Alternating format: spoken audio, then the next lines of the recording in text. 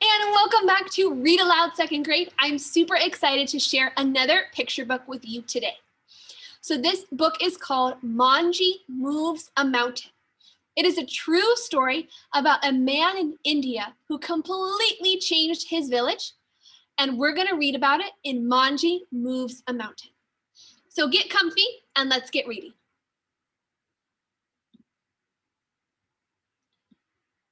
Deep in the heart of India, a mighty mountain separated two villages. On Manji's side, nothing grew. People were hungry. Children gave up walking the 40 long miles to school on the other side of the mountain. Adults groaned on the jagged long climb to plow the fields or shop at the market. On the other side, rice and wheat flowered and flourished. People's bellies were full and their pockets jangled with money.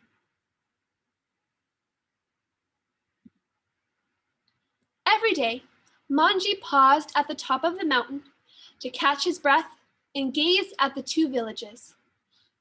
Why should some people have so much and others so little?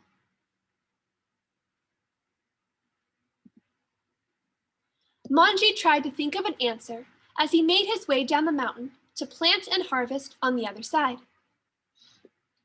If only the two villages were closer. If only the road between them were easier.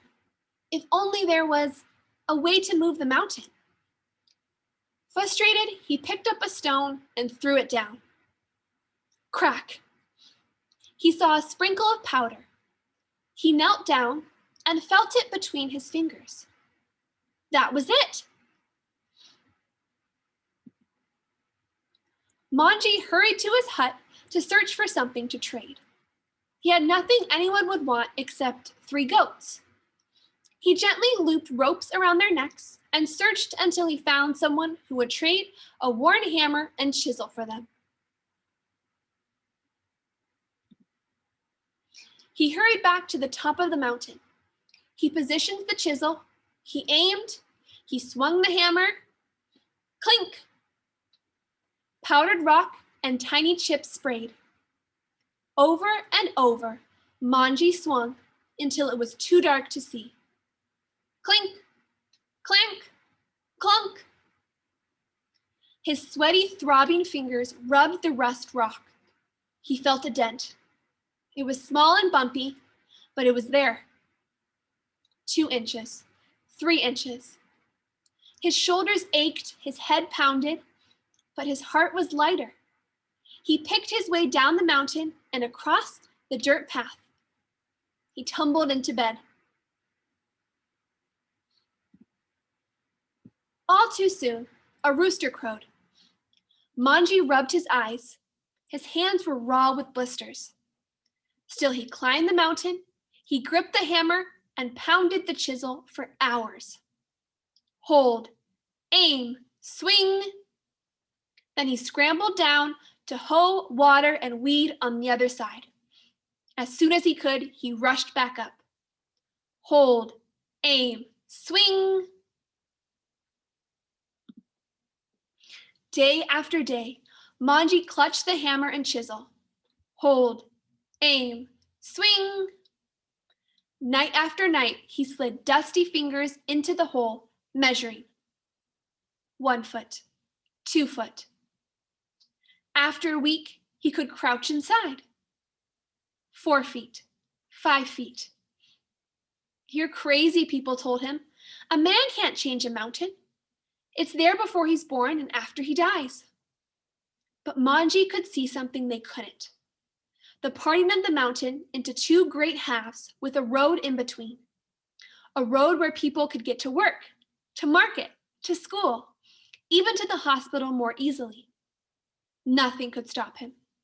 Not words, not time, not even the mountain, which sent chips and powder tumbling down his shoulders, whitening his hair. A year passed. Every day, Manji was a little stronger and the hole a little deeper and longer. 10 feet forward, 20 feet forward. 10 years passed. Still, it was too far for children to walk to school. The sick often couldn't get to the clinic in time, and the villagers spent countless hours climbing to work in the fields and shop in the markets. But Manji didn't slow down. Hold, aim, swing. He pushed forward. 30 feet forward, 50 feet forward. The sides of the hole towered over his body.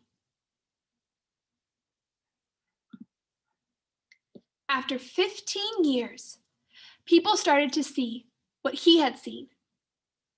Adults who had been children when he began marveled. Children who had never known a time when he wasn't striking the mountain watched in awe.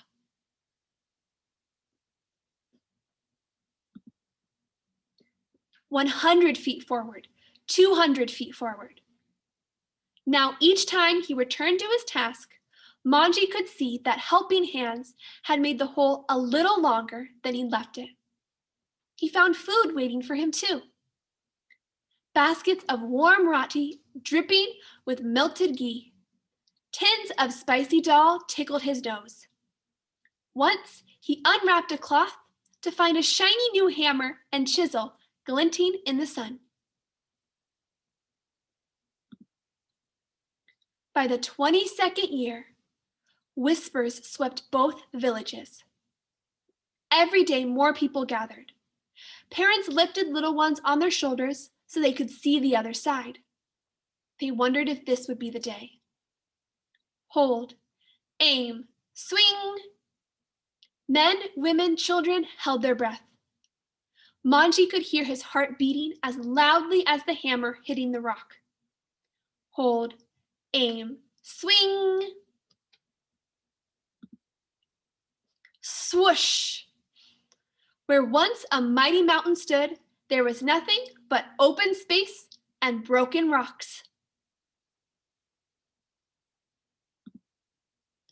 Manji looked from one village to the other. But for the first time, there weren't two villages. There was just one, sharing water, hopes, dreams, and a man who had moved a mountain.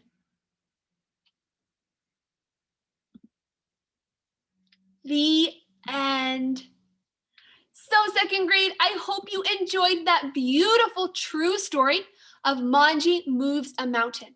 This actually happened in a place in India, and I think it's such an incredible story. So thank you for joining me for another beautiful book in Read Aloud. I can't wait to read another one tomorrow.